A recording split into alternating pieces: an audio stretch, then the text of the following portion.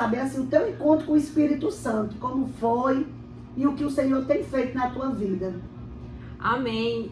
Eu sou aquela pessoa que tinha tudo para dar errado. Então, se você está ouvindo esse programa e na sua vida tinha tudo para dar errado, fica aqui que você hoje vai ver que o Senhor pode virar o jogo da sua história. E realmente, eu posso te dizer, o milagre sou eu. Eita, Glória! Eu venho de um lar totalmente desestruturado. Meu pai e minha mãe se juntaram e logo eu nasci. Menos de 3 meses depois ela engravida novamente, nasce meu irmão. E quando meu irmão nasce, que tem 1 mês, ela vai comprar o pão e não volta mais. Hoje a gente sabe que isso tem nome, isso é depressão pós-parto, mas naquele tempo nós não sabíamos. Então meu pai ainda ficou com a gente nasceu na Bahia por algum tempo, eu e o meu irmão, mas não tinha como ele cuidar de 2 bebês, trabalhar, deixava a gente em creche, enfim. E aí ele manda uma carta para minha mãe de criação, né, que é a Maria Santos, que se estiver ouvindo aí de Arneróis, Ceará. Eita, Glória! Mandou a carta para ela e disse, contou a situação e perguntando se ela poderia ficar com os 2 filhos para que ele pudesse trabalhar. E ela disse, eu vou conversar com meu noivo, ela já tinha mais de 30 e estava noiva, ia casar. Ele concordando, tá tudo certo. Falou com o noivo dela, ele disse, ó, traga o que nós comer, eles vão comer também, não se preocupe que eu não vou agredir, que eu não vou triscar a mão, você que corrige, enfim. Foi muito homem e foi usado por Deus naquele momento, eu tenho certeza. E aí, quando ela casou, a gente foi morar no Tauá, viu, Viviane? A gente foi morar no Tauá. Jesus, e no Tauá, gente, foi o lugar da minha maior dor. Naquela terra ali, a terra, eu tenho que ir lá, tenho que ressignificar essa história e ser muito feliz em Tauá, porque em Tauá, gente, aos 4 anos de idade, ela engravidou, teve um filho e ela descobre que o marido está com câncer em estado terminal. O marido que tinha sido tão homem, né, para dizer, traz os sobrinhos, eu vou assumir, eu vou sustentar. Agora ela com 3 filhos, o marido com câncer em estado terminal, ela ficou totalmente desequilibrada. E aos 4 anos de idade, eu virei a irmã mais velha. Então eu tinha a responsabilidade de cuidar dos meus irmãos, porque ele passava mal, ela tinha que correr para o hospital. E esse desequilíbrio emocional dela levou ela a muitas vezes falar assim, ó, você é abandonada. Sua mãe a abandonou, seu pai lhe deu. Imagine aí para uma criança de 4 anos ficar ouvindo isso. Você é uma abandonada, seu pai lhe abandonou, sua mãe lhe abandonou, seu pai lhe deu. Então eu não sentia que eu tinha valor nenhum, gente. Era como um objeto que você não quer mais, você abandona. Era como um objeto que você não quer mais, que você dá.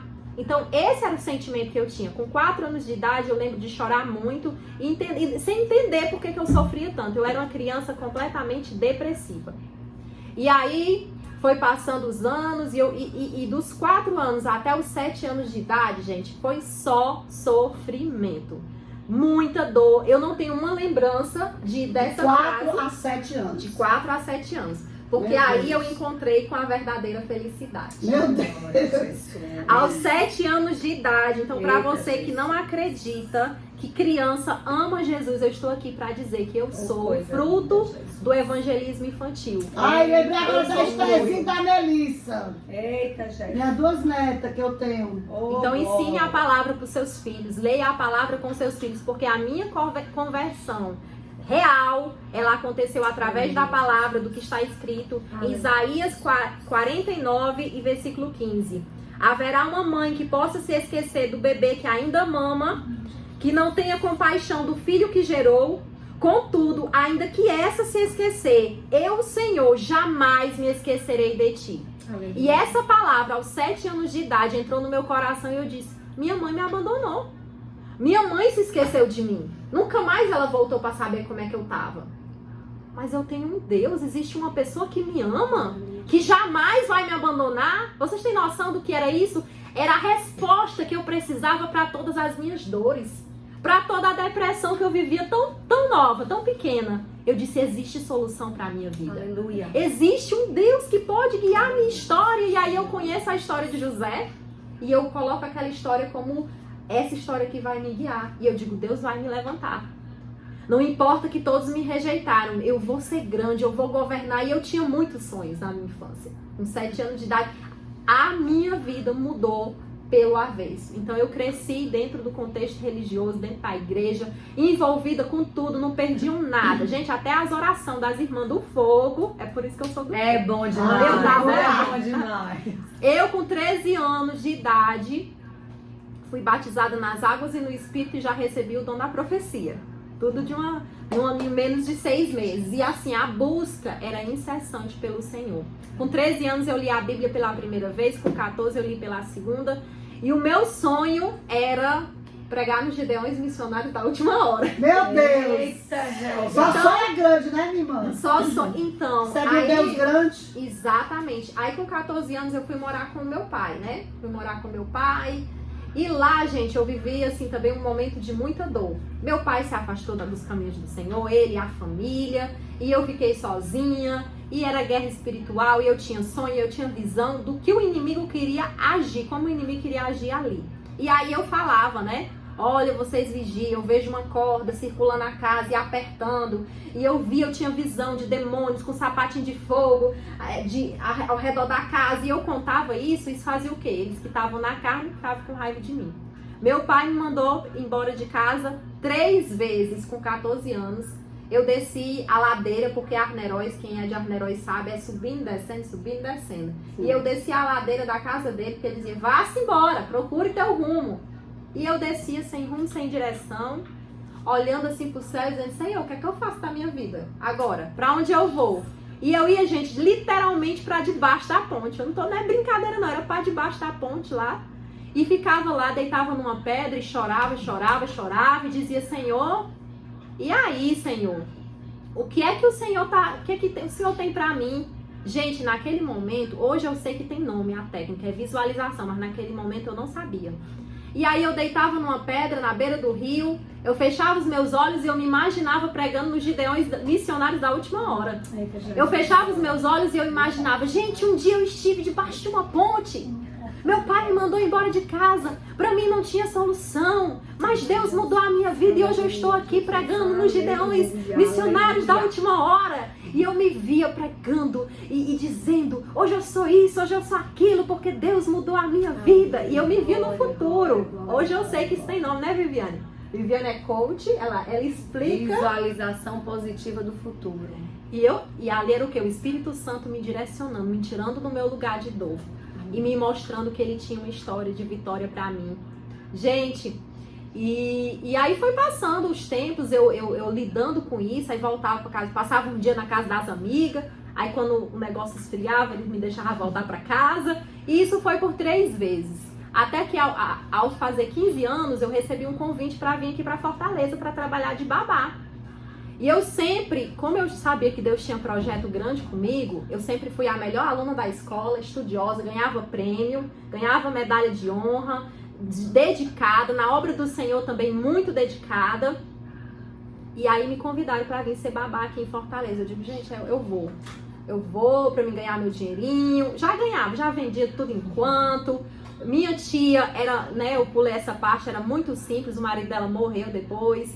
E aí a gente ficou com uma pensão para sustentar 6 filhos, porque depois a outra esposa do outro tio foi embora e veio mais 3. Então a gente cresceu com muita privação financeira. Dividindo o ovo no meio, cortando a salsicha em pedacinho para dar 3 rodelinhas para cada um.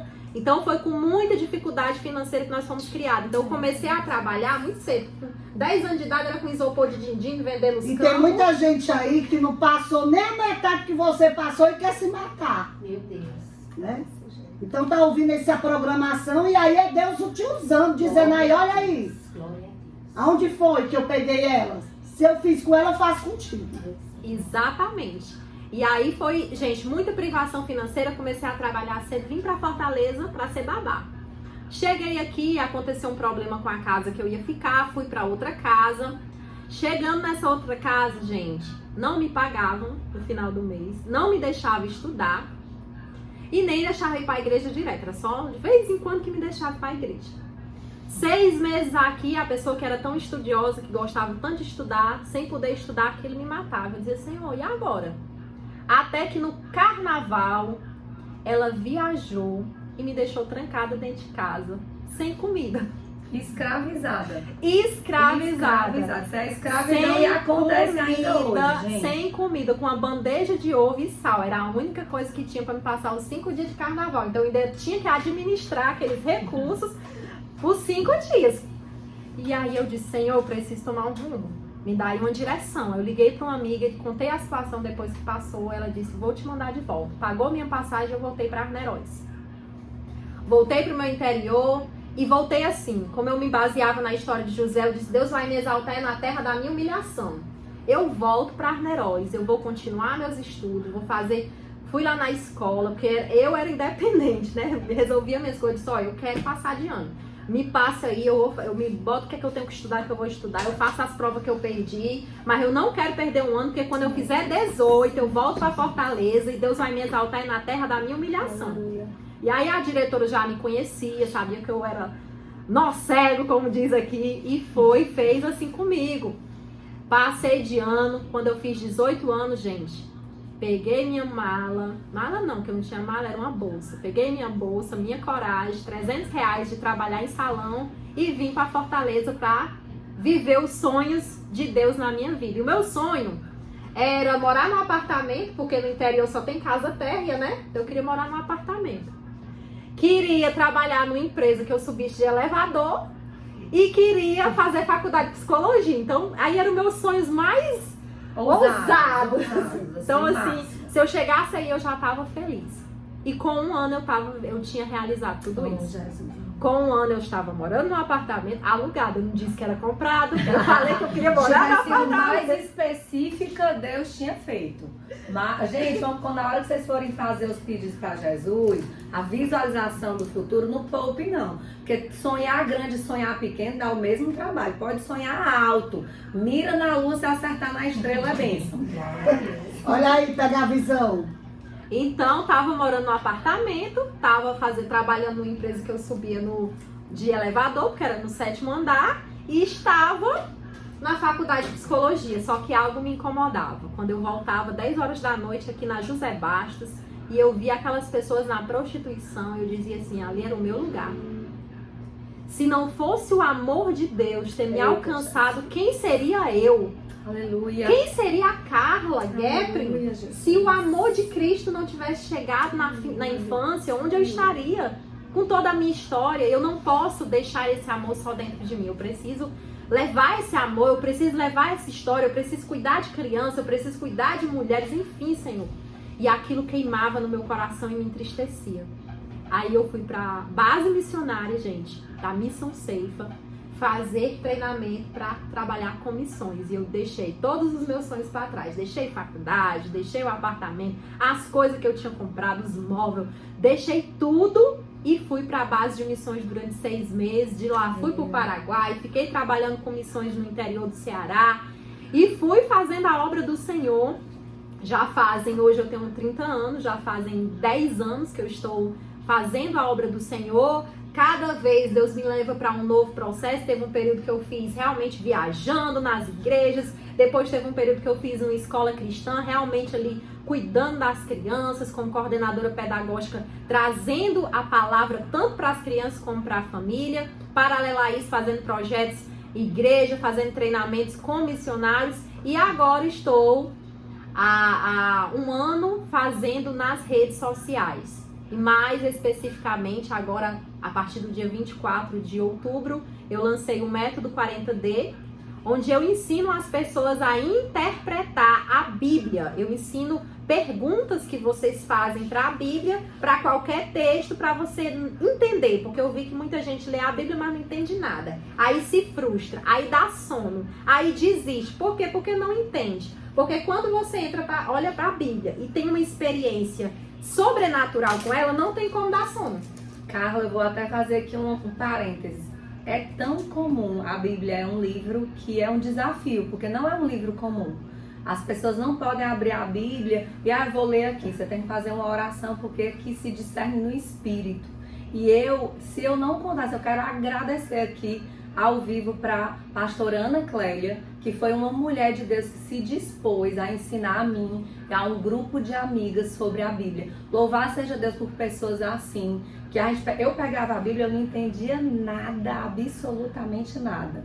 E ao sentar, lendo com as irmãs, uma explicando para a outra, uma ajudando a outra, foi como eu comecei a entender a Bíblia. E glória a Deus os dons e talentos que Deus dá, de Ele ter te dado esse método para que você alcance mais pessoas, porque como é online, ela ainda consegue alcançar pessoas do mundo inteiro. É uma bênção. Queria que você repetisse o Instagram, todo mundo está perguntando. @Carla Geprin, G de guerreira, Prin de princesa, G-U-E-P-I-N. Só tem eu, gente. Única e exclusiva, porque você também é única. Eita, você não é figurinha linda. repetida, não. Então, o método 40D foi essa ferramenta que o Senhor me deu esses 10 anos, gente. 10 anos que eu trabalho com missões, com cuidado de pessoas, com discipulado. Gosto muito de estudar, gosto muito de ler.